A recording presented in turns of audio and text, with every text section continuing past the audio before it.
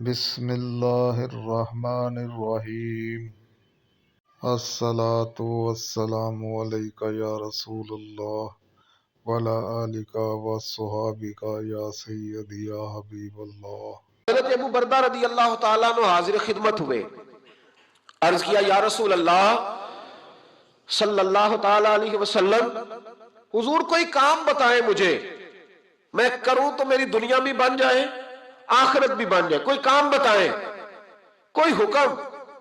آپ فرماتے میری جیب میں پیسے بھی تھے، حضور کہتے تو میں کنواں بھی کھدوا دیتا، سرکار فرماتے تو میں کسی مسجد کی جگہ میں وسعت بھی کر دیتا، کوئی حکم بتائیں تو کہتے حضور نے عجیب حکم بتایا، فرمایا اعزل الاذی عن طریق المسلمین، فرمایا ابو بردہ اگر تو نے نفع والا کام کرنا ہے نا جس سے تیری دنیا بھی بنے اور آخرت بھی بنے، تو فرمایا جب تو رستے میں چل رہا ہو نا تو جو چیزیں کسی کو تکلیف دینے والی ہو وہ رستے سے اٹھاتا جایا کر، وہ چیزیں رستے سے، مشکل کام ہے، خاصا مشکل ہے نا جی، رستے سے چیزیں اٹھاتے جایا کر، یہ وہ کام ہے جس سے تیری دنیا بھی بنے گی اور تیری آخرت بھی بنے، تجھے نفع ملے گا، تکلیف دینے والی چیزیں رستے سے اٹھا۔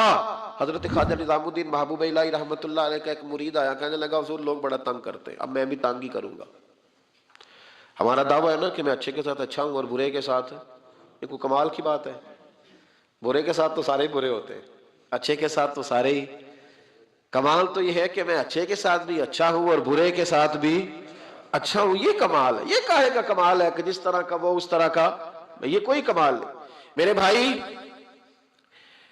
حضرت جناب خواجہ صاحب رحمت اللہ علیہ سے حضرت محبوب الہی سے وہ مرید کہنے لگا حضور آپ ہمیشہ درگزر کی باتیں سناتے ہیں، لوگ تنگ کرتے ہیں، اب میں نے فیصلہ کر لیا ہے کہ جو میرے رستے میں کانٹے بچھائے گا میں بھی اس کے رستے میں کانٹے بچھاؤں گا۔ تو آپ فرمانے لگے بیٹا نہیں، کوئی کانٹے بچھائے تو کانٹے اٹھا لیا کر۔ اس نے کہا حضور نہیں میں نے بھی کانٹے بچھانے ہیں۔ تو آپ فرمانے لگے آدھی سڑک پہ تو نے بچھا دیے، آدھی پہ اس نے بچھا دیے، تو جتنے لوگ گزرے گے سب کے پیر زخمی ہو جائیں گے، پھر تو سارا روڈ کانٹوں سے بھر جائے گا۔ کوئی اٹھانے والا بھی تو ہونا چاہیے نا، کوئی کانٹے چننے والا بھی ہونا چاہیے، کوئی ایسا شخص موجود ہو جو رستوں کے کانٹے اٹھائے۔ میرے بھائی راہ کے ہم پر حقوق ہیں، رستے کے ہم پر، نبی پاک صلی اللہ علیہ وسلم نے رستے میں بیٹھنے پہ منع کیا، لیکن فرمایا اگر بیٹھنا ہے تو تمہیں 5 کام کرنے پڑیں گے۔ گرمیوں میں جس کا دل کرتا ہے نا کہ کھلی ہوا میں بیٹھوں، بیٹھ لے پر 5 کام کرے، یہ بخاری ہے۔ جس کا دل کرتا ہے نا سردیوں میں گلی میں بیٹھوں دھوپ لوں تو پھر وہ کتنے کام کرے گا؟ بولیے یا رسول اللہ صلی اللہ تعالیٰ علیہ وسلم کیا کیا کرے تو رستے میں بیٹھنے کی اجازت ہے؟ تو نبی پاک صلی اللہ علیہ وسلم نے فرمایا رستے کا حق ادا کرو، 5 کام کرو۔ یا رسول اللہ کون کون سے؟ فرمایا اگر رستے میں بیٹھنا ہے تو نظریں نیچی کر کے بیٹھو، اس کو بھی اس کو بھی، آنے والے کو بھی اور جانے والوں کو بھی دیکھنے کی تمہیں اجازت، رستے میں بیٹھنا ہے تو پھر نظریں نیچی کر کے بیٹھو۔ رسول کریم علیہ السلام نے فرمایا رستے میں بیٹھنا ہے تو دوسری شرط ہے، یہ شرطیں 5 لگائی نبی پاک نے، یہ بخاری ہے۔ فرمایا رستے میں بیٹھنا ہے تو دوسری شرط تمہارے لیے یہ ہے کہ جتنی چیزیں تکلیف دینے والی رستے میں پڑی ہوں گی وہ بیٹھنے والے نے اٹھانی ہے۔ اس نے ایک نیا وہاں بیٹھ کے اذیت والا کام نہیں کرنا، بلکہ اس کی ذمہ داری ہے چونکہ رستے میں وہ بیٹھا ہے، تکلیف دہ چیزیں اٹھائے گا۔ اور تیسری شرط نبی کریم علیہ السلام نے فرمایا تم پر ضروری ہے کہ تم نے سلام لینے والے کا جواب جلدی دینا ہے، رستے میں بیٹھنا ہے تو سلام لینے والے کا جواب جلدی دینا ہے۔ اور چوتھی شرط یہ ہے کہ تم نے رستے میں بیٹھے بیٹھے نیکی کا حکم دینا ہے اور برائی سے منع کرنا ہے۔ یہ 5 کام کرنے ہیں پھر تمہیں رستے میں بیٹھنے کی اجازت ہے، یہ رستے کا حق ہے، اس کو ادا کرو تو رستوں میں بیٹھو۔ لیکن اگر صرف غیبتیں کرنے بیٹھنا ہے، اگر معاذ اللہ صرف لوگوں کو دیکھیں، اور ہم نے بزرگوں کو یہ کام کرتے دیکھا، ہمارے حاجی ابو داؤد محمد صادق صاحب رحمۃ اللہ علیہ نا گلی سے گزر رہے تھے، سنگی ان کے ساتھ تھے، تو کہتے ہیں کہ ایک بی بی بغیر پردے کے جا رہے تھے، نیکی کا حکم کرنا اور برائی سے، بچی کو بغیر پردے کے جا رہی، تو ایسا فرمان لگے پتر پردہ کر، بچی کسی امیر گھر کی تھی، کچھ پڑھی لکھی بھی تھی، غصہ کر گئی، پتر پردہ کر، اس طرح منہ کیا پتر پردہ کر، مسلمانہ دیا تیاں پردہ کر دیا نے، وہ کہنی بابا جا اپنا کام کر۔ عائشہ فرمانے نے پتر میں کام بھی لگا، میرا ہی کام بھی صبح شام، میں کام بھی لگا ہوں بڑھے بارے میں اور کی کرنا ہے، میرا صبح شام کام یہی ہے، جڑا بندہ مندہ کام کرے انہوں چنگا دسنا، تو جڑا چنگا کرے وہ دی استقامت دی دعا کرنا، میں کام ہی لگا ہوں، میری ڈیوٹی یہی ہے تو بچی مسکرا پڑی، کہنے لگی بابا دیا تو جواب ہے پر تیرے لفظوں میں مٹھاس بڑی ہے۔ اس نے اسی وقت نقاب کر لیا، رستے میں بیٹھنا ہے تو رستے کا حق بھی ادا کرنا ہے، ڈیوٹی کرنی ہے، ایسے تھوڑی ہے کہ راہ میں بیٹھ جائے۔ ابو داؤد شریف میں حدیث ہے، نبی پاک علیہ السلام کے صحابی حضرت سہل بن معاذ رضی اللہ تعالیٰ عنہ، حضرت سہل بن معاذ رضی اللہ تعالیٰ عنہ کہتے ہیں حضور کے ساتھ ایک جہاد پہ گئے، مجاہدین کے ساتھ سامان ہوتا ہے، سامان سفر، کہتے ہیں کہ جگہ ہم نے پڑاؤ کیا تو رستے تھے وہاں، تو رستوں میں تھوڑا تھوڑا صحابہ نے سامان رکھ دیا۔ ہمارے ہاں تو جو آدمی بڑی گاڑی پہ بیٹھا ہو اس کو تو آپ ہارن بھی نہیں دے سکتے، تو حال ہی نہیں پیدا ہوتا، اس لیے کہ وہ جس گاڑی میں بیٹھا ہے اس لیول کا اس کا روب ہے نا جناب، اس کو تو آپ ہارن بھی، اور اگر آپ نے دے لیا تو وہ شیشہ نیچے کرے گا تو کہے گا تو جڑی آگ بجھاڑی تو لنگ جانا پہلا، چونکہ وہ اب اس کی مرضی ہے، چونکہ شہنشاہ وقت چڑھے ہوئے ہیں۔ اور پارکنگ کا مسئلہ اتنا خوفناک ہے کہ بڑے بڑے سیانے بندے گاڑی کے پیچھے گاڑی لگا دیں گے، آپ ڈھونڈتے پھریں، اللہ خیر کرے، اس کو پتہ ہے کہ گزرنا ہے، اس کو خبر ہے کہ یہ گاڑی والے کو تکلیف ہوگی لیکن بس گزر جائیں گے۔ شریعت اسلامیہ کے اندر ان چیزوں کی اجازت نہیں ہے، آپ کیسے رستہ روک سکتے ہیں کسی کا، یہ رفائی جگہ ہو گئی، ختم ہو گیا معاملہ۔ حضرت سہل بن معاذ رضی اللہ تعالیٰ عنہ فرمانے لگے، یہ ابو داؤد شریف ہے، فرماتے مجاہد تھے، جہاد کرنے گئے تھے تو تھوڑا تھوڑا ہمارے ساتھ سامان تھا، رستوں میں رکھ دیا، اس علاقے کے کچھ لوگوں نے آ کے عرض کی یا رسول اللہ صلی اللہ علیہ وسلم ہمارے رستے تھے، ہم نے گزرنا تھا اور مجاہدوں نے پڑاؤ کیا تو سامان رکھ لیا ہے۔ تو نبی کریم علیہ السلام نے ایک شخص کی ڈیوٹی لگائی، ابو داؤد شریف پڑھ رہا ہوں اس کو یاد رکھنا، حضور نے ڈیوٹی لگائی، فرمایا جاؤ جا کے اعلان کر دو کہ جس شخص نے کسی کا رستہ روکا ہے اس کا کوئی جہاد نہیں، اس مجاہد کا کوئی جہاد، اس کو کوئی ثواب نہیں جہاد، رستہ روک کے کھڑا ہے لوگوں کا، اذیت دے رہا ہے، یہ کون سا جہاد کا ہے؟ کوئی اس کا تعلق نہیں اس بات سے، اسے کوئی اجر نہیں ملے گا۔ رستے میں کھڑے ہو کے چلے جانا، شادیوں پہ بیاہوں پہ جہاں مرضی ٹینٹ لگا لینا، اور اللہ تعالیٰ خیر فرمائے رات کے وقت بڑا لمبا ایک رستہ ہم نے طے کیا، اور جب ہم وہ رستہ طے کر کے ایک جگہ پہ پہنچے تو بجری کا ڈھیر تھا، کیا کر سکتے ہیں آپ، کدھر گاڑی جائے گی، اور بعض اوقات آپ ایسی جگہ پہ الجھ جاتے ہیں جہاں سے گاڑی بیک بھی نہیں جا سکتی، لیکن وہ جس نے گرائی ہے وہ مالک ہے گلی کا، وہ کہتا ہے 4.5 فٹ میں نے جگہ چھوڑی ہوئی ہے، کسی کی جرت ہے جو مجھے کہہ سکے بھئی یہ شارع عام ہے، اب تیری ملکیت خدا کا خوف کر، تھوڑا سا خیال کر۔ موٹر سائیکل کھڑی کرنے والا اس احتیاط سے موٹر سائیکل نہیں کھڑی کرتا کہ کوئی اگر گزرنا چاہے گا تو اس کے لیے آسانی ہو۔ ہم سمجھتے ہیں دین تو نماز پڑھنے کا نام ہے، دین تو کالا بکرا ہر جمعرات کو ذبح کرنے کا نام ہے، دین تو اچھی اچھی تقریریں کرنے کا 1.5 گھنٹہ جو ہے وہ محفل سجانے کا نام دین ہے۔ یہ کون معاملہ ہے جدھر دل کیا جو مرضی کرے، اور آپ کہہ نہیں سکتے، سوال نہیں پیدا ہوتا۔ اگر آپ کہیں گے تو پھر لوگ کہیں گے کہ جناب اتنی کاہے کی جلدی ہے، آپ کو کیا مسئلہ ہے، آپ نے کہاں جانا ہے، بس 5 منٹ میں آیا ہوں۔ آپ تھوڑی احتیاط کریں۔ میرے رسول کریم علیہ السلام نے بہت بڑی بات ارشاد فرمائی۔ نبی کریم صلی اللہ علیہ وسلم کے آنے سے قبل جو امتیں تھیں نماز پڑھنے کے لیے مخصوص جگہ تھی، عبادت گاہوں میں لوگ نماز پڑھتے تھے، ہر جگہ نماز پڑھنے کی اجازت نہ تھی۔ جب حضور تشریف لائے، نبی رحمت صلی اللہ علیہ وسلم آئے تو حضور نے فرمایا لو بھی میرے قدموں کی برکت سے رب نے ساری زمین کو مسجد بنا دیا ہے، اب تم جہاں نماز کا وقت آئے مصلی بچھا کے پڑھ لینا، نماز ہو جائے گی، صرف مسجد میں نہیں، گھر میں بھی، چوک میں بھی، جہاں بھی موقع ملے۔ لیکن حضور نے فرمایا جہاں سے لوگ گزرتے ہو نا، شارع عام ہو، وہاں تمہیں نماز پڑھنے کی اجازت نہیں، وہاں نماز نہ پڑھنا، سائڈ پہ ہو کے پڑھنا، ایسی جگہ جہاں لوگوں کو تکلیف نہ ہو۔ ہمارے جتنے پبلک پلیس ہیں، جتنے مقامات، اور آپ کسی کو کہہ دینا تھوڑی سی یہ جگہ چھوڑ دو تو کہتا یہ نہیں مجھ سے ہو سکتا، اور دیگیں تو ویسے ہی ساری گلیوں میں پکتی ہے۔ گھر میں چونکہ وہ ظاہر ہے وہ کوئلے ہوتے ہیں، بڑا کچھ ہوتا ہے تو پھیل جاتا ہے، آپ کہہ سکتے ہیں کسی کو کہ دیگ اندر پکاؤ، ہے طاقت جی؟ تو جنائیوں میں سیاح تو منجی بھی ایک نال ڈال لیتا ہے، پھر تو کام ہی مکانا۔ تو وہ اب اس نے چاول بھی اسی میں بھگونے ہیں، سارے کام بھی، چونکہ گلی ہے، اور 4.5 فٹ ہم نے بھی چھوڑی ہے، تو جے کوئی 6.5 فٹ چھڑ لے تو پھر تو مشکل ہے لگن دے تھے، پھر تو کام ہی ختم ہوا۔ بھائی دین یہ کہہ رہا ہے کہ تو یہاں نماز ادا نہ کر، اس لیے کہ لوگوں نے یہاں سے گزرنا ہے، اور تو نے یہی دیگ رکھوا لی اور دیگ دینی اللہ کے نام پہ، اور سارے مسلمانوں کو لائن میں لگایا ہوا ہے، تکلیف ہو رہی ہے کہ گزر نہیں سک رہا، لیکن چونکہ اللہ کے نام پہ دینی ہے، لہذا کسی شخص کی طاقت نہیں کہ وہ منع بھی کر سکے. چیزوں کو دیکھیں, ان کو غور کریں. یہ جس دین کے میں اور آپ ماننے والے ہیں, اس دین میں حسن ہی بڑا ہے, اس میں تو وقار ہی بڑا ہے, اس میں تو پیار ہی بڑا ہے, اس میں تو وہ رعنائی ہے, اس میں تو وہ برکت ہے, اس میں تو وہ قرار ہے کہ انسان کی روح ٹھنڈی ہو جاتی ہے. جیسے جیسے الحمدللہ ہم دین پڑھتے جاتے ہیں نا, ہمارا یقین اور مضبوط ہوتا جاتا ہے, ایمان میں اور پختگی آتی ہے. یار اتنا کرم, اتنی عطا, اتنا حسن. حضرت ابو سفیان رضی اللہ تعالیٰ عنہ مکے کے سرداروں میں سے اکیلے تھے جو بوڑھے ہو گئے تھے اور مکے میں رہ گئے تھے. بڑے سردار تھے. کلمہ بھی انہوں نے فتح مکہ کے بعد پڑھا. جناب عمر فاروق کا زمانہ جب آیا تو حضرت عمر گئے مکہ مکرمہ. حضرت عمر فاروق رضی اللہ تعالیٰ عنہ جب پہنچے نا دوبارہ اپنے دور میں, تو جا کے مکے والوں سے پوچھا کوئی مسئلہ تو نہیں؟ تو انہوں نے کہا حضور ایک مسئلہ ہے.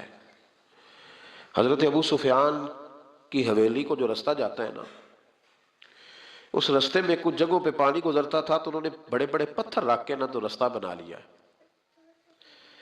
تو اب ہمارے لیے یہ مشکل بن گیا کہ ہم گزر نہیں سکتے. تو حضرت عمر فاروق فرمانے لگے کہ تمہیں انہیں کہنا چاہیے تھا کہ حضور ڈر لگتا تھا. کہا نہیں. فرمایا چلو تمہیں لگتا ہے, مجھے تو نہیں نہ لگتا. حضرت ابو سفیان ویسے بھی بڑے تھے, برادری کے بھی بڑے تھے, عمر میں بھی بڑے تھے, پر حضرت عمر پہنچ گئے, دروازے پہ دستک دی, وہ باہر آئے. تو کہا جناب یہ روڑے پتھر آپ نے رکھے ہیں رستہ بنانے کے لیے؟ کہاں. تو فرمانے لگے پھر باہر آئیے ذرا, اٹھانے بھی آپ نہیں ہے, لوگوں کو تکلیف ہو رہی ہے. تو وہ میں ہوتا تو میں تو جھگڑا کرتا, میں ہوتا تو میں تو کہتا کہ میرا 4,500 ووٹ ہے, میرا تو جناب 5-6 ہزار آدمی میرے کہنے پہ ووٹ کاسٹ کرتا ہے, مجھے کہہ دیا تم نے, مجھے کہہ دیا یہ تم نے, اتنی جرت, میرا قبیلہ, میری برادری, میرا یہ میرا وہ, یہ رستہ. بڑی داستانیں ہیں نا ہمارے پاس. وہ جو جس نے اپنی دکان کے آگے پھٹا رکھا ہوا ہے اس کو آپ کہہ نہیں سکتے کہ تم نے غلط کیا ہے, حالانکہ شارع عام پہ وہ بیٹھا ہے, لیکن آپ منع نہیں کر سکتے, کہہ نہیں سکتے. جناب سیدنا عمر فاروق نے کہا حضور آئیے, اٹھانا بھی آپ نے. جناب ابو سفیان کیا بات ہے صحابہ کی. حضرت ابو سفیان فرمانے لگے حضرت عمر سے کہ لوگوں نے تو مجھے بتایا ہی نہیں, اگر یہ مجھے بتاتے تو آپ کو تکلیف نہ کرنا پڑتی. آپ نے فرمایا عمر میں اپنی بالکل توہین نہیں سمجھتا, رکھے میں نے ہیں تو اٹھاؤں گا بھی میں, بس ان لوگوں سے کہہ دو کہ مجھے اٹھاتے ہوئے دیکھتے بھی جائیں اور مجھے معاف بھی کرتے جائیں, تاکہ میری جو قیامت کی گواہی ہے وہ میرے حق میں درست ہو جائے. میں اٹھاؤں گا, میں تیار ہوں, ابھی اٹھاتا ہوں. یہاں جھگڑا ہوتا ہے, فساد ہوتا ہے, دنگا ہوتا ہے, سخت اختلاف ہے ہمیں بہت سارے حکومت کے رویوں سے. لیکن اگر کسی جگہ گورنمنٹ آ کے کہتی ہے کہ یہ جگہ سرکاری ہے, اسے چھوڑ دیا جائے, میرا خیال ہے یہ بات غلط ہے. ہلکا ہلکا بول رہے ہو جی. جگہ کس کی ہے؟ سرکار کی جگہ کا مطلب ہے کہ جگہ عوام کی ہے. تو جس نے پکا قبضہ کیا ہوا ہے اس کو اگر کہا جائے کہ اس کو کہتا میں 30 سال تو بیٹھا, یہ کیا ترجمہ ہوا بات کا؟ اگر تو تیری ہے, تیرے پاس اس کا کوئی پروف ثبوت ہے تو ٹھیک ہے, پھر آپ بیٹھے, اور اگر نہیں ہے تو پھر تو شریعت اجازت نہیں دیتی قبر بھی کسی کی جگہ میں بنانے کی. ہاں اگر آپ نے کسی کی جگہ پہ قبر بنا دی تو فقہ کا اصول ہے کہ وہ شخص کہہ سکتا ہے کہ اپنا ابا نکالو, میری ذاتی زمین ہے, آپ کو نکالنا پڑے گا. جب قبر بنانے کی اجازت نہیں ہے تو پٹا لگانے کی اجازت کیسے ہو گئی, دکان بنانے کی اجازت کیسے ہو گئی؟ لیکن ہمارے ہاں یہ مافیا ہے, ہم کہہ نہیں سکتے. وہ شخص ایک باقاعدہ پلان کرتے ہیں, وہ کہتے ہیں یہ کیسے ہو گیا, میں تو مجھے تو زمانہ بیت گیا. بھائی زمانہ, وہ ایک صاحب سے میں نے ایک دفعہ کہا کہ آپ کا وضو ٹھیک نہیں ہے, ٹکنے پہ پانی, تو کہنے لگے کہ مجھے 40 سال ہو گئے نماز پڑھتے, میرا وضو ٹھیک نہیں. تو میں نے ان سے کہا کہ چاچا جی یہ وضو کا تعلق علم سے ہے, تجربے سے نہیں, کہ تجربہ بڑا ہو گیا تو لہذا میرا کام ٹھیک ہو گیا. اس کا تعلق علم سے ہے, تجربے سے اس کا تعلق. آپ ساری عمر کرتے رہے, پر صحیح کریں گے تو پھر ہی صحیح ہوگا نا, سیکھ کے کریں گے تو ٹھیک ہوگا. ہم تجربے کی بنیاد پر اور وقت کی بنیاد پر کہتے ہیں میں ٹھیک چل رہا ہوں, ایسا کبھی نہ کریں. بھائی ان چیزوں پر خاص توجہ دے. امام احمد بن حنبل رحمت اللہ علیہ کے پاس ایک شخص پڑھنے آیا کرتا تھا, تو امام صاحب بڑی محبت کرتے تھے, بڑا پیار کرتے تھے, شفقت کے ساتھ. یہ زیادہ محبتیں اور شفقتیں کئی دفعہ ان کا بڑا امتحان دینا پڑتا ہے. آپ 4 دفعہ ہنس کے بولتے ہیں تو سامنے والا کہتا ہے کہ اب جیسے میں کہوں نا آپ کو ویسے ہی کرنا پڑے گا, چونکہ آپ پورے 4 دفعہ ہنس کے بولے. تو اگر آپ سختی دکھاتے تو پھر وہ کہتے ہیں کہ ان کی اخلاقی رویہ ٹھیک نہیں ہے. تو یہ مشکل ہوتے ہیں نا مرحلے, دنیا میں سے بچ کے نکلنا تھوڑا سا مشکل کام ہے. حضرت امام احمد بن حنبل کے پاس ایک شخص تعلیم حاصل کرنے آتا تھا, تو آپ بڑی محبت فرماتے تھے, پیار کرتے تھے, شفقت کرتے تھے. 3 سال وہ پڑھتا رہا. پھر ایک وقت ایسا آیا کہ امام صاحب نے نا اس کی طرف سے توجہ ہٹا لی. اس نے نا گھیمتے شروع کر دی دائیں بائیں. کہنے لگا جی لگتا ہے اب کچھ زیادہ لوگ آ گئے, اب ذرا پیار ہو گیا, اب ذرا یہ ہو گیا. دائیں بائیں ہلکی پھلکی باتیں, جس طرح انسان کے کمزور رویے ہوتے ہیں وہ کرنا شروع کر دیتا ہے, ہماری کمزوریاں ہوتی. دائیں بائیں اس نے باتیں شروع کر دی. اس کو امام غزالی نے لکھا ہے. تو امام احمد بن حنبل رحمۃ اللہ تعالیٰ علیہ کو پتہ چلا تو آپ نے اس کو بلایا اور بلا کے فرمایا مجھ پہ شکوہ تھا تو بات مجھ سے کرنی چاہیے تھی کہ دوسروں سے کرنی تھی. اس نے کہا حضور میں بڑی تکلیف میں ہوں, 3 سال آتا رہا ہوں اور آپ بڑی محبت کرتے رہے, تو اب آپ نے رخ ہی پھیر لیا ہے, بات کیا ہے؟ تو آپ فرمانے لگے کتنا عرصہ پڑھا تو نے میرے پاس؟ کہا 3 سال. فرمایا میں نے تجھے قرآن بھی سکھایا, حدیث بھی سکھائی, اخلاق بھی بتاتا رہا, اور کل تو نے اپنی دیوار پہ لیپا پوتی کی ہے, مٹی کی لیپا پوتی ہوتی ہے نا کچی دیواروں پہ, تو کل تو نے اپنی دیوار پر لیپا پوتی کی ہے اور گلی کے اندر اتنے اتنے بڑے گڑھے بنا کر تو نے مٹی اٹھائی ہے وہاں سے, یہ کچھ عرصہ پہلے. اور پھر مجھے کسی نے آ کے بتلایا اور پھر میں دیکھ کے آیا ہوں قد آدم کے برابر تو نے زمین میں گلی میں گڑھے کھود کے سڑک پہ, اور تو نے اپنی دیواروں پہ مٹی لگائی ہے, تو یہ خیال نہیں آیا؟ وہ کہنے لگا حضور مہربانی کرے آپ مجھ سے راضی ہو جائیں اور مجھے پڑھانا شروع کریں. فرمانے لگے اگر 3 سال پڑھ کے تجھے اتنا بھی پتہ نہیں چلا کہ مسلمانوں کے لیے گلیوں میں گڑھے نہیں کھود لے, تو آگے پڑھ کے تجھے کیا پتہ چلے؟ 3 سال تعلیم حاصل کر کے بھی اگر تجھے سمجھ نہیں آئی کہ گلیوں میں مسلمانوں کے لیے کھڈے اور گڑھے نہیں بنانے, تو میاں آگے میں تجھے, اس لیے میں نے ذرا توجہ پھیر لی ہے کہ میری تعلیم کا تیرے اوپر کوئی اثر ہے تو میں کسی اور پہ نہ محنت کر لوں. اب کسی اور, چونکہ میرا تو مشن یہ ہے رسول اللہ کا دین پھیلانا, تو اگر تیری سمجھ میں بات نہیں آ رہی تو پھر میں آگے بھی نہ بڑھوں, پھر کسی اور کی طرف بھی نہ جاؤں. اس لیے میں نے اعراض برتا ہے, میں نے اپنی سمت کا تعین, اللہ کرے آپ کو میری بات کی سمجھ آئے, آمین تو کہہ دیں, اللہ کرے آپ کو سمجھ آئے. اور بھائی اگر ایک پتھر پر پانی ڈالتے زمانہ بیت گیا اس نے ایک قطرہ جذب نہیں کیا تو پھر کیا بارش کیا کرے؟ سبزے پہ نہ برسے, وہ ادھر نہ جائے جہاں سے پھول کھلیں گے, وہ پھر اپنا رخ بدلے نہ. وہ پابندی ہے بارش پر کہ وہ میری طرف ہی آئے گی, یہی برسے گی, میری چھت پہ ہی وہ آئے گی. کچھ لوگ رسم لیتے ہیں تبلیغ کو, رسم لیتے ہیں تربیت کو, اور کچھ ایسے ہوتے ہیں جو دور دراز سے آتے ہیں پر دل کھول کے سینہ کھول کے آتے ہیں تو جھولی بھر کے جاتے ہیں, سیکھنے کا ماحول لے کے آتے ہیں. تو بات ہو جاتی ہے, کوئی آیا لے کے چلا گیا, کوئی عمر بھر بھی نہ ہوتا ہے نا میرے بھائی. اس لیے امام احمد بن حنبل کہنے لگے تو ابھی کھڈے کھودنے سے باز نہیں آیا 3 سال میں, تو آگے تو مجھ سے کیا لے گا؟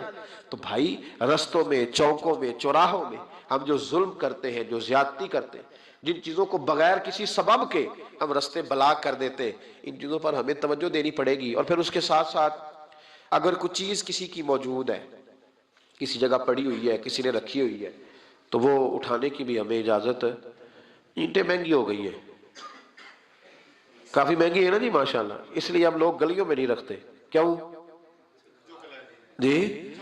ہمارے زمانے میں پاگل بھی وہ ہے جو روڑے اپنے گھر میں پھینکتا ہے. اب جو درویش ہے نا پاگل, وہ بھی روڑے اپنے گھر پھینکتا ہے, کسی کے گھر پھینکتا, چونکہ پاگل جو ہوا, عقل مند نہیں ہے نا, اس لیے کوئی چیز اٹھاتا ہے تو لے کے. اب گلی میں لوگ, یار عجیب بات ہے نا, یہ تکلیف والی بات ہے نا کہ اینٹ ایک 10-12 روپے کی ہوگی, کیا ہے وہ بھی اب لوگ گلی میں رکھنے کو تیار نہیں ہوتے. باقاعدہ ایک صاحب نے مجھ سے کہا کہ اگر ادارے میں ہمیں آپ اجازت دے دیں تو چلو گیٹ شیٹ بند ہوتا ہے. یار اینٹوں کے لیے, اینٹوں کے لیے میرے رسول کریم علیہ السلام نے فرمایا تیرے لیے جائز نہیں اپنے مسلمان بھائی کی چیز استعمال کرنا جب تک کہ وہ اس بات پہ راضی نہ ہو. اگر وہ راضی ہے پھر تیرے لیے جائز ہے. اور ہم راضی بھی بڑے مشکل طریقے سے کرتے ہیں, ہمارا سٹائل بڑا اور ہے. جب کسی نے اینٹیں پھینکوا لی تو آپ آ گئے کہ 15 اینٹیں چاہیے, کیا کرے گا وہ؟ ہاں کہ نہ نہیں صحیح دسیا جی, کیا کرے گا؟ انہیں آخنا پھر ان دیڑی ہی پیڑیاں نے. تو اب آپ کا کیا خیال ہے؟ بڑی خوشی سے دے رہا ہے, ہنس کے مسکرا کے دے رہا ہے. تو بھائی اتنی ضرورت تھی تو آپ موٹر سائیکل پہ جاتے کہ توڑا اینٹوں کا رکھ لاتے, کو ملتی. یہ کیا ہے کہ شارٹ ہے دنیا میں, ہم تکلیف دیتے ہیں. حضرت وہب ابن منبہ تابعی بزرگ ہیں, وہ کہتے ہیں میرا ایک دوست تھا تو 70 سال زندگی اس نے گناہوں میں گزاری, پھر اللہ نے اسے توفیق دی تو وہ نیک ہو گیا. اور آپ فرماتے ہیں پھر اگلے 70 سال میں نے اسے واقعی نیک ہی دیکھا. اس نے وقت پہ نماز پڑھی, وقت پہ روزہ رکھا, اس نے وقت پر عبادت کی. پچھلے 70 سال کے گناہ بھی اس کے بڑے خوفناک تھے. اس میں ایسے ایسے بڑے پاپ تھے کہ اللہ الامان والحفیظ، اللہ بچائے. لیکن پھر جو اگلے 70 سال تھے وہ سونے بھی بڑے تھے، صاحب بھی بڑے تھے. پھر میں نے اسے فجر کی اذانیں دیتے بھی دیکھا.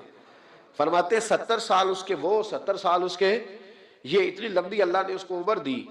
آپ فرماتے ہیں جب اس کا انتقال ہوا تو میرے دل میں روز خیال آتا، تو میں روز دعا کرتا کہ یا اللہ مجھے پتہ چلے کہ تو نے اس کے پچھلے 70 سال والے معاف کر دیے. مجھے کبھی پتہ چل جائے تو میرا دل ٹھنڈا ہو جائے، کیونکہ وہ گناہ بھی اتنے خوفناک تھے کہ وہ بڑے سخت تھے، بیان نہیں کیا جا سکتا. آپ فرماتے ہیں اللہ نے میری دعا قبول کی اور وہ مجھے خواب میں مل گیا. میں نے پوچھا بتا کیا بنا؟ تو کہنے لگا ساری معافی مل گئی، ایک نہیں ملی.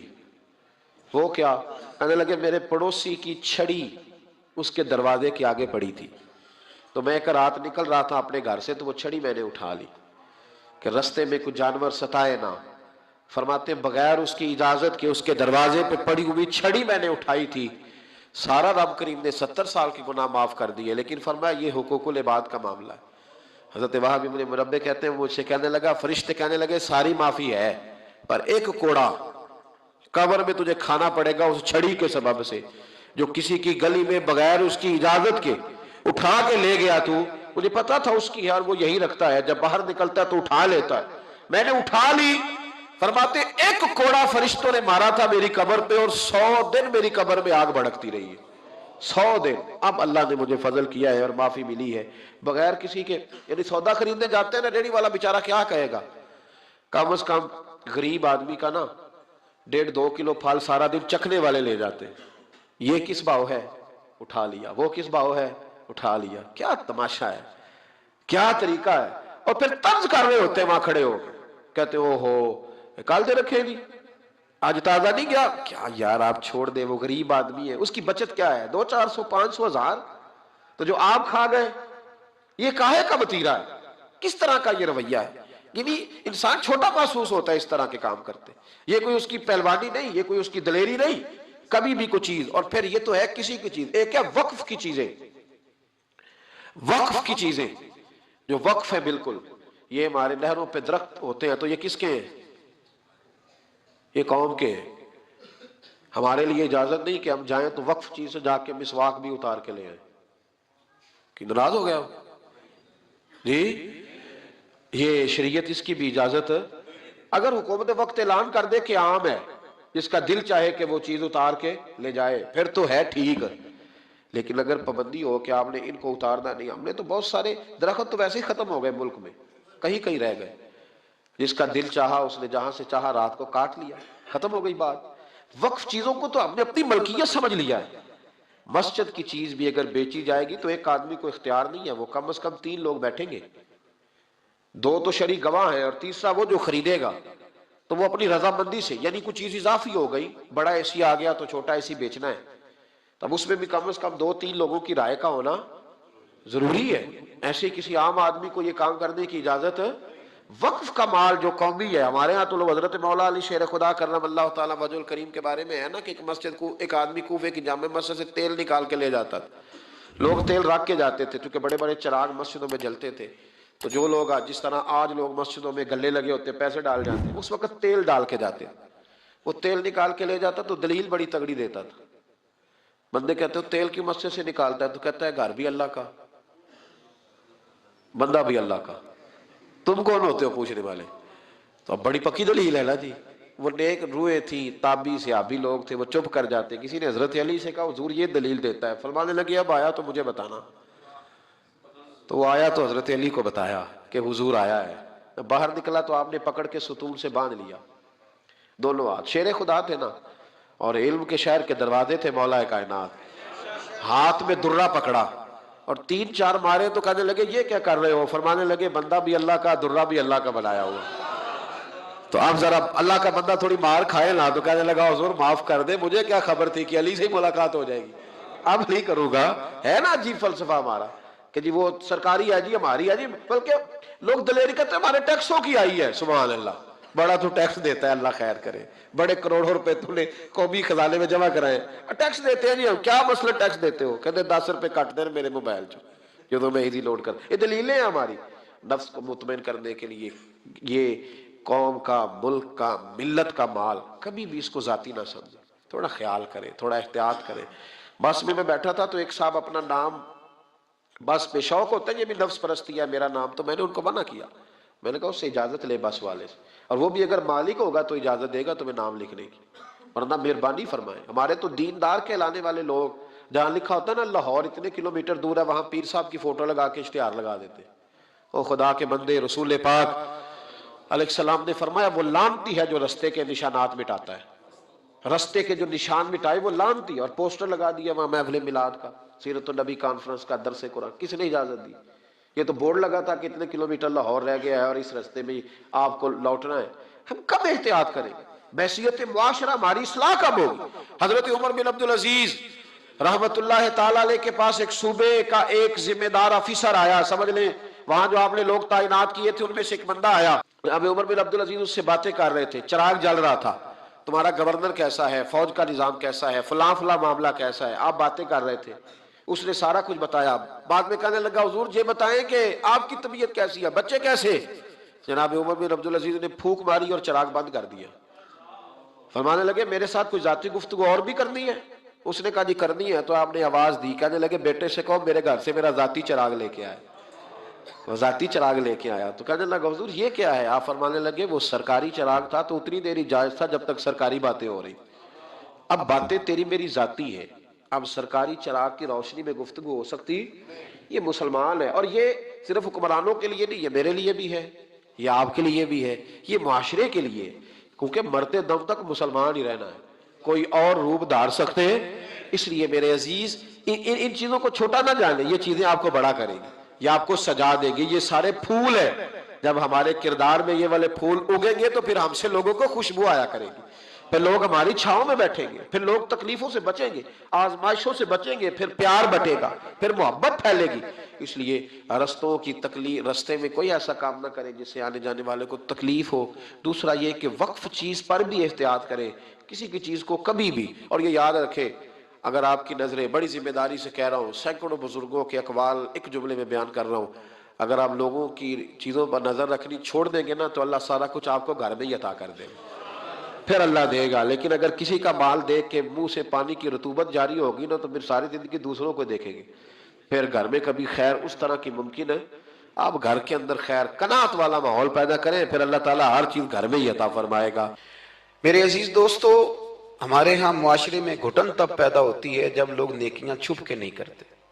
بہت سارے لوگوں کو نماز پڑھ کے بھی سکون نہیں ملتا، ذکر کر کے بھی سکون ہے، اس لیے کہ کہیں نہ کہیں ان کے دل میں یہ بات بیٹھ جاتی ہے کہ میں نفل پڑھنے لگا ہوں، اللہ کرے کسی کی نظر پڑ جائے اور وہ دیکھ کے کہہ دے کہ میں نہ، کیا میری بات، کیا میرا رویہ۔ حضرت جنید بغدادی رحمت اللہ علیہ فرماتے ہیں کہ ایک شخص تھا میرے زمانے میں جس نے نیک بننے کے لیے نماز شروع کی اور بڑی پکی نمازیں پڑھتا تھا، لیکن جدھر سے گزرتا تھا لوگ کہتے تھے وہ دیکھو ریاکار جا رہا ہے، کیونکہ جس مقصد کے لیے کام کرتا تھا وہ عیاں ہو گیا۔ میرے پاس ایک دن آیا، کہنے لگا حضور نیک نامی کے لیے عبادت شروع کی تھی، الٹا بدنام ہو گیا ہوں۔ تو آپ فرماتے میں نے اسے کہا تو لوگوں کی طرف سے امید اتار کیوں نہیں دیتا کہ لوگ تیری تعریف کریں گے؟ تو ایک ہفتہ اس لیے پڑھ کے میرا اللہ دیکھ لے اور اللہ کے رسول دیکھ لے، اس لیے پڑھ لے ایک ہفتہ، پھر اس کے بعد مجھے بتانا۔ وہ شخص کہتا ہے ابھی پورا ہفتہ نہیں ہوا تھا کہ میرے پورے علاقے نے میری عزت کر دی شروع کر دی۔ اخلاص بڑا ضروری ہے۔ آپ یقین کریں اب تو یہ جو ہمارا مذہبی ماحول ہے نا، اس کے اندر بھی آپ کبھی اشتہار پڑھیں تو ایک صدارت ہوتی ہے، ایک سرپرستی ہوتی ہے، ایک نگرانی ہوتی ہے، ایک خصوصی تعاون ہوتا ہے، ایک مہمان خصوصی ہوتا ہے، ایک فلانے صاحب ہوتے ہیں، ایک فلانے صاحب ہوتے ہیں۔ تو کئی دفعہ بندہ سوچ میں پڑ جاتا ہے کہ یار حد ہو گئی ہے، اس گاؤں میں صرف 6 ہی بندے ہیں، یہی صرف قابل بندے تھے جن کے نام لکھ دیے گئے، اور پھر جس کے پاس نوٹوں کی دتھی ہوتی ہے اس کا فرنٹ سیٹ پہ اس کا نام لکھا ہوا ہوتا ہے، وہ آگے ہوتا ہے۔ ایسے تو نہ کریں آپ۔ اخلاص دیکھیں نا،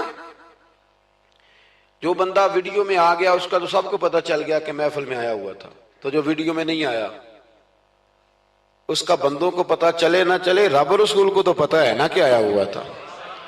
آپ کی اس محفل کا مہمان خصوصی پتہ کون ہے؟ بتا دوں؟ میں نہیں، میں تو سیدھا سٹیج پہ آیا ہوں، سٹیج سے سیدھا گاڑی میں جاؤں گا۔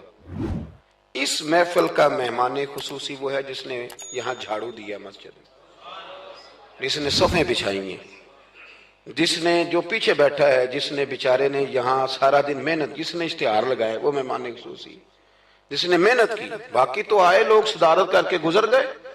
اخلاص والا عمل زندہ رہتا ہے، اور اگر آپ ناراض نہ ہوں تو میں تو ریاکاری کا سادہ ترجمہ کیا کرتا ہوں، اگر آپ کہیں تو کر دوں۔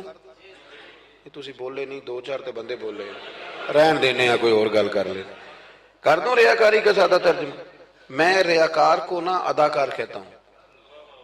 میں کہتا ہوں جو ریاکار ہوتا ہے یہ بنیادی طور پہ تو اداکاری لمبی چلتی کوئی نہیں، بندہ تھک جاتا ہے، اداکاری لمبی نہیں چلتی، لمبا کام اخلاص والا چلتا ہے، وہ تھوڑا ہو وہ اخلاص والا چلتا ہے۔ خلوص کا معاملہ کریں بھئی، کچھ کام تو ایسے کریں جو فقط اللہ اور اس کے رسول کی رضا کے لیے ہیں، اور ان کو چھپائیں کہ کوئی بندہ دیکھ نہ لے، چھپا کے رکھیں، مخلص فی الدین، اللہ کی رضا کے لیے۔ حضرت سیدنا عثمان غنی رضی اللہ تعالیٰ عنہ نے نا سیدہ عائشہ صدیقہ رضی اللہ تعالیٰ عنہا کو نے ایک ملازمہ دی تھی، خادمہ کا، اماں جی یہ آپ کے کام کاج کر دے گی سارے، یہ آپ کو بہت ساری جو چیزوں کی ضرورت ہوگی فراہم کریں گی، کپڑے دھویا کریں گی، جھاڑو دیں گی، روٹی پکا کے۔ ایک خادمہ دی، کنیز دی۔ وہ کنیز کہتی ہے کہ میں تو گئی تھی حضرت عائشہ کی خدمت کرنے، اور وہاں منظر یہ تھا کہ جناب عائشہ میرے بھی سارے کام کر دیتی تھی۔ وہ روٹیاں پکانے کھڑی ہوتی تو 2 روٹیاں مجھے بھی پکا دیتی، وہ کپڑے دھونے کے لیے کھڑے ہوتی تو کہتی لا تیرا دوپٹہ میں بھی دھو دیتی ہوں۔ وہ میرے سارے ہی کام کر دیتی، لیکن جب کوئی دروازے پہ بھیک مانگنے آتا نا تو جناب عائشہ صدیقہ مجھے پیسے دے کے کہتی جاؤ اسے دے آ۔ تو میں عرض کرتی کہ اماں جی سارے کام آپ میرے بھی کر دیتی ہیں، اور جب باہر کچھ دینے کی باری آتی ہے تو آپ مجھے بھیجتی ہیں، تو اس میں کیا حکمت ہے؟ تو جناب عائشہ صدیقہ رضی اللہ تعالیٰ عنہ کی سوچ دیکھیں، پھر لوٹیں میرے دوست، دیکھیں ہماری اماں ہماری تربیت کیسے کرتی ہیں، دیکھیں ان کا انداز فکر کیا ہے سوچنے کا۔ جناب عائشہ صدیقہ رضی اللہ تعالیٰ عنہ فرمانے لگی جب تو باہر جا کے اس کو خیرات دے گی نا تو وہ تجھے دعا دے گی، تو وہ سمجھے گی کہ یہ مجھے دے رہی ہے، وہ دعا بھی تجھے ہی دے جائے گی۔ میں دعا بھی نہیں لینا چاہتی، میں نے جو بھی اجر لینا ہے قیامت کے دن اپنے رب کریم سے ہی لینا ہے۔ میں چاہتی ہوں کہ دعا بھی تو ہی لے لے، میں دعا والا۔ یہاں تو 36 مرتبہ شکریہ ادا کرنا پڑتا ہے، 36 مرتبہ۔ فلانا آیا اس کا بھی شکریہ، فلانا آیا اس کا بھی شکریہ، فلاں صاحب آئے ان کا بھی شکریہ، اتنے شکریہ ادا کرنے پڑتے ہیں۔ اور ہمارے تو دیہاتوں میں لوگ کہتے ہیں نیکی تے میں کراں پر ایک کڑا نہ نیکی کر دینے۔ میں کہ چلو انہوں نے کہنے تساں نیکی کیتی تواڈے اشتہار چھپوا دینے، بندہ بڑا چنگا بھی میرے نال نیکی کر گئے، اس کے پوسٹر لگنے چاہیے۔ نیکی کس کے لیے کی تھی؟ بولیے سارے بولیے۔ تو اللہ کو بتانے کی ضرورت ہے۔ ہمارے ہاں تو ختموں میں بڑا برا حال ہوتا ہے، ایک لسٹ دی جاتی ہے بڑی لمبی،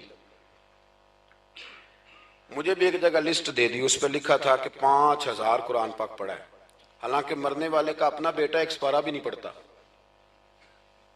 وہ ایک سپارہ بھی نہیں پڑھتا۔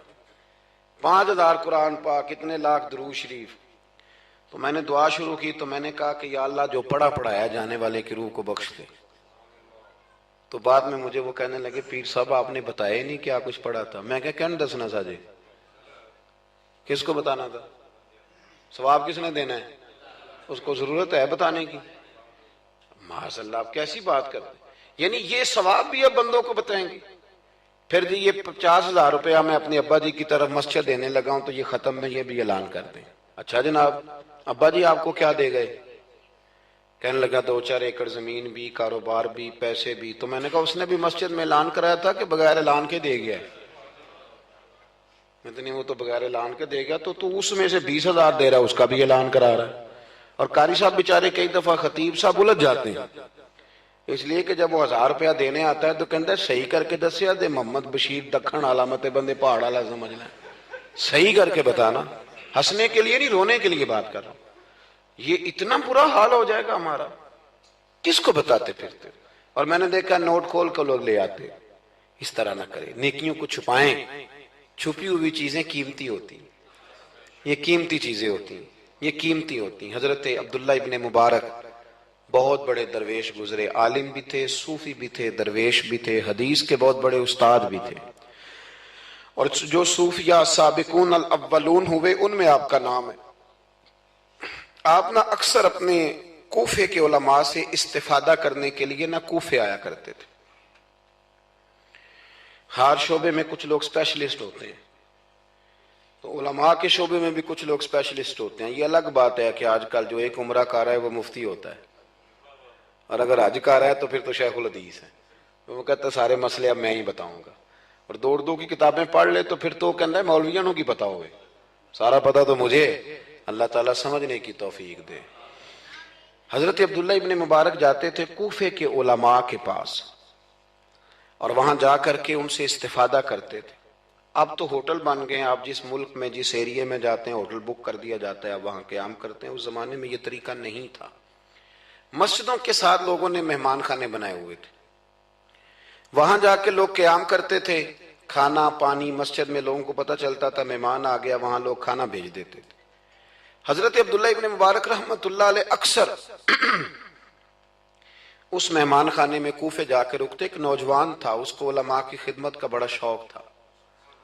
اللہ کے بندوں کی خدمت کا شوق لگ جائے تو پھر اللہ بڑی رحمت فرمایا کرتا ہے۔ اسے بڑا شوق تھا، وہ بڑی خدمت کرتا، آپ کے لیے کھانا لاتا، پانی لاتا، چائے لاتا، تکیہ پیش کرتا۔ بڑے مہینوں سالوں سے ملاقات رہی۔ پھر ایک دفعہ حضرت عبداللہ ابن مبارک آئے کوفے میں تو پوچھا کہ وہ نوجوان کہاں ہے؟ لوگوں نے عرض کی حضور وہ چھوٹا سا کاروبار کرتا تھا تو اس پہ قرضے چڑھ گئے، جن لوگوں کے پیسے دینے تھے نا وہ بڑے تگڑے لوگ تھے، انہوں نے پرچہ کٹوا دیا، کوتوالے شہر سمجھ لیں کہ ایس ایچ او گرفتار کر کے لے گئے۔ جب تک بندہ سخاوت کر رہا ہوتا ہے تب تک نہیں لوگ پوچھتے کہاں سے آئے ہیں، اور جب بندہ کہیں الجھ جائے نا تو پھر بندے کہتے ہیں اوہو بندہ ہی ٹھیک نہیں تھا۔ بڑے بڑے لوگوں کو نقصان ہو جاتا ہے کاروبار میں، یہ کیا بات ہوئی؟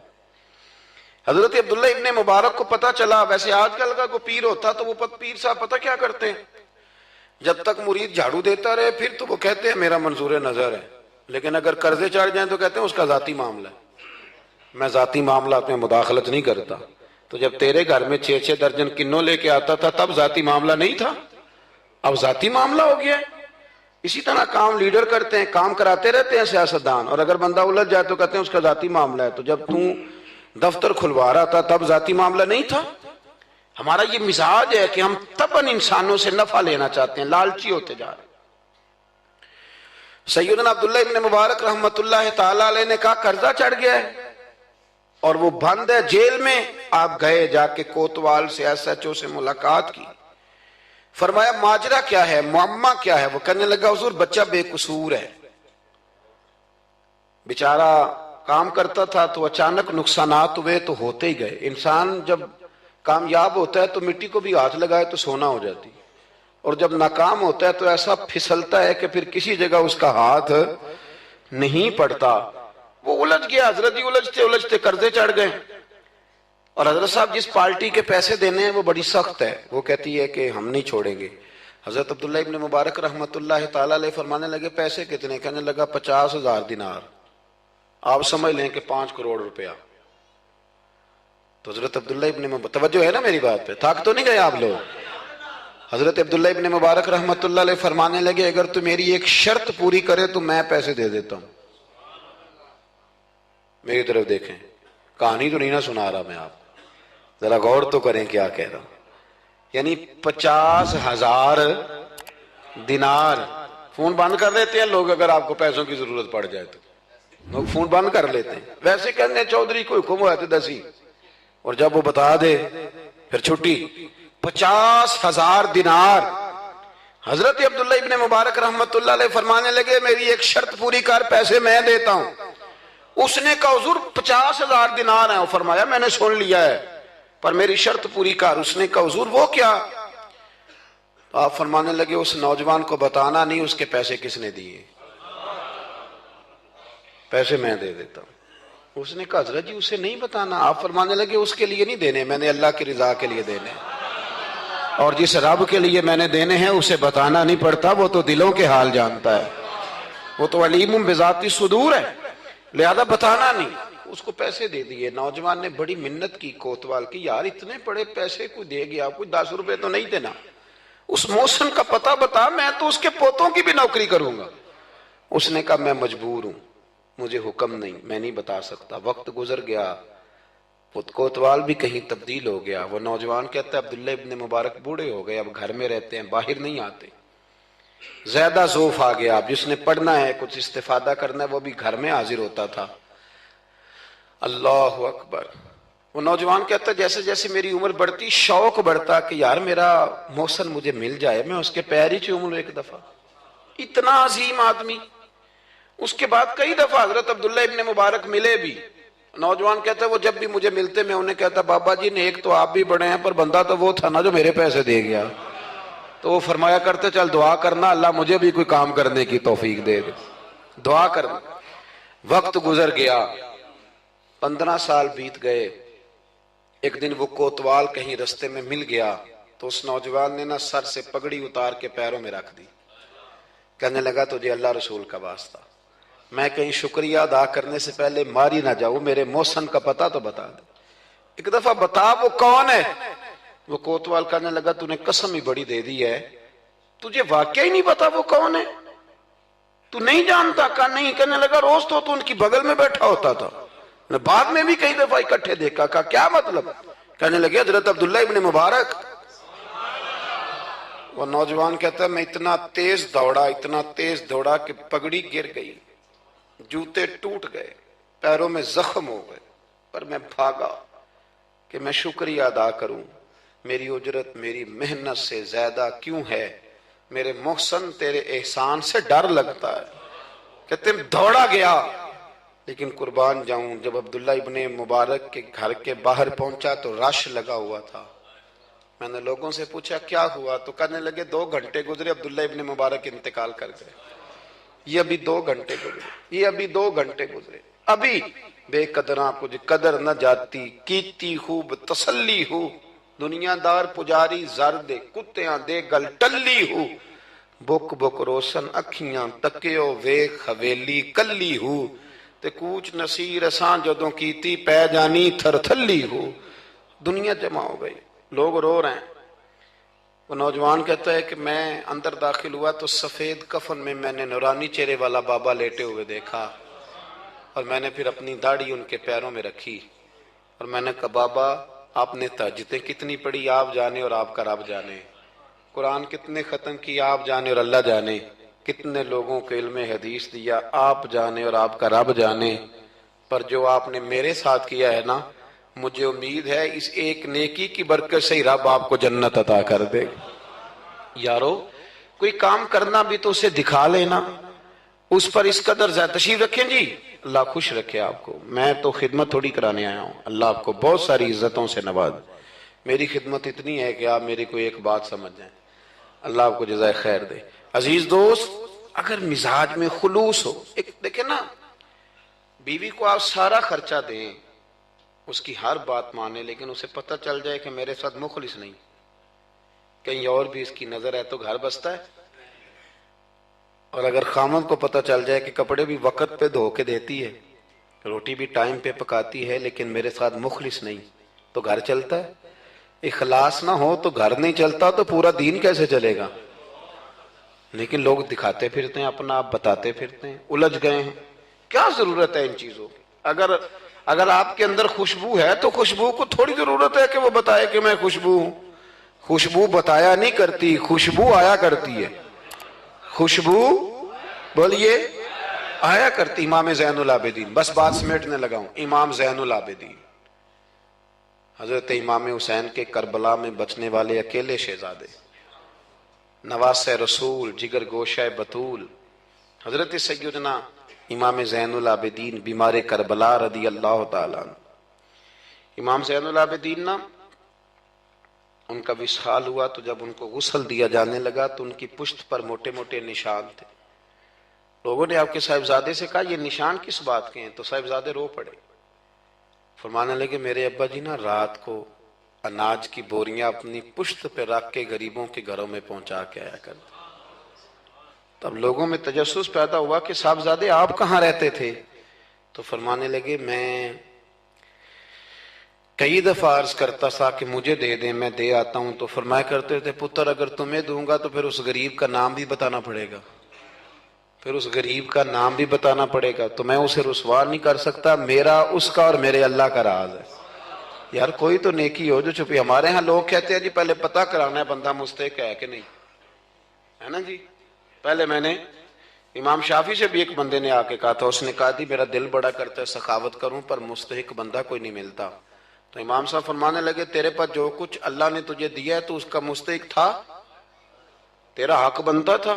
وہ چپ کر گیا، کہنے لگے اگر رب کریم نے تیری خوبی کوئی نہیں دیکھی اور تجھے اپنے فضل سے عطا کر دیا تو اللہ کے بندوں کو کیوں ٹٹولتا پھرتا ہے؟ اب تو انٹرویو اتنا سخت لیا جاتا ہے، اتنا سخت غریب کا انٹرویو ہوتا ہے کہ وہ کہتا ہے اس خیرات سے تو مر جانا ہی بہتر ہے، اتنا سخت انٹرویو لیا جاتا ہے۔ ہم سخت ہو گئے ہیں ہمارے مزاجوں میں، ہر مانگنے والا آدمی دکاندار۔ میں رات کو نا لاہور تھا، تو واپسی پہ ایک جگہ پہ نا لاہور سے آتے ہوئے ایک پیٹرول پمپ پہ قریب ہی لاہور کے بریک لگائی، بچے نے کچھ تیل بھروانا تھا، کچھ اور طبی ضروریات تھیں، تو ایک بچی کوئی 10-12 سال کی وہ قریب آ گئی کھلونے لے کے، تو اس نے کہا انکل جی کھلونا لے لو۔ میں نے اس سے کہا بچے سے کہ کھلونا ہم نے کیا لینا ہے، اس کو 10-20 روپے دو اور ساتھ اس کو کہو کہ بیٹی رات بڑی ہو گئی ہے گھر چلی جا، زمانہ ٹھیک نہیں۔ تو اس نے شیشہ کھول کے کوئی 20 روپے اس کی طرف بڑھائے، تو بچی کہنے لگی انکل میں مانگتی نہیں۔